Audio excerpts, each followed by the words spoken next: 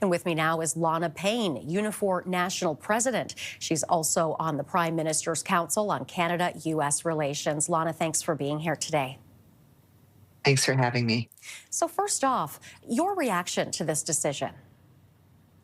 Well, I'm good and angry, if that helps, because I have to tell you, this is exactly what we saw coming in this trade war.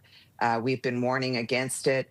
We knew corporations like the automakers were putting in place tariff mitigation plans. And what we're seeing today is a devastating announcement that impacts, 750 of our members who work directly in the assembly plant and probably 1,500 more in the supply chain. So yeah, it's not a good day. And from our perspective, we've got a little bit of time here to fight back before these layoffs come into effect. And my message will continue to be to General Motors that we believe this is short-sighted, premature, and minimally, they should have given our Prime Minister an opportunity to sit down with Donald Trump and try and figure out how it is we're going to work our way through this trade war before they make these kinds of devastating decisions for Canadian workers. You mentioned layoffs. How many jobs could be at risk? Oh, it's well over 2,000 jobs that we're looking at here, 750 in the plant and 1,500 in auto parts for sure. So it's this is why we say it has a big impact when you lose one shift in one of these plants. It's the workers who directly are building these pickup trucks, and then there are all the workers that we have in the supply chain building parts. So it's devastating for the community and the broader region of Oshawa today.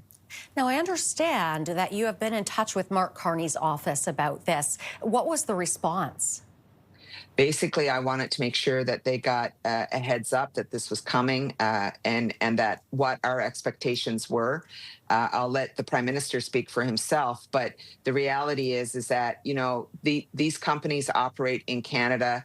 They operate in the fact that Canadians buy a lot of vehicles, and in the case of General Motors, they sold 300,000 in Canada last year.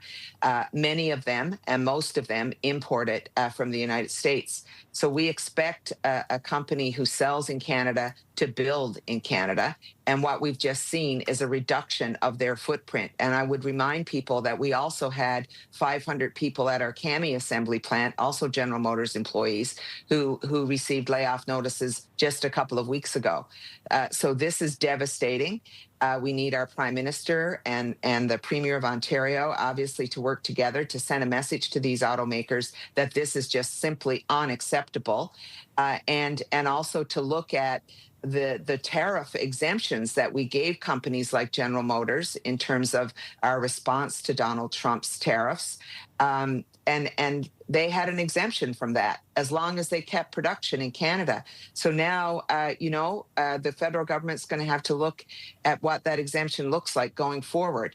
And I would say the other thing I think it's important for the Prime Minister to do is to pull these automakers together and say, look, we have expectations of you in this country. We expect you to build here if you want to sell here, and have that kind of meeting and make sure that they're getting the message from our Prime Minister that this is just unacceptable. Is the union in any position to fight back against this? Oh yeah, every single day for the time that we have, because we do have some time here. The layoffs don't take effect until later this fall.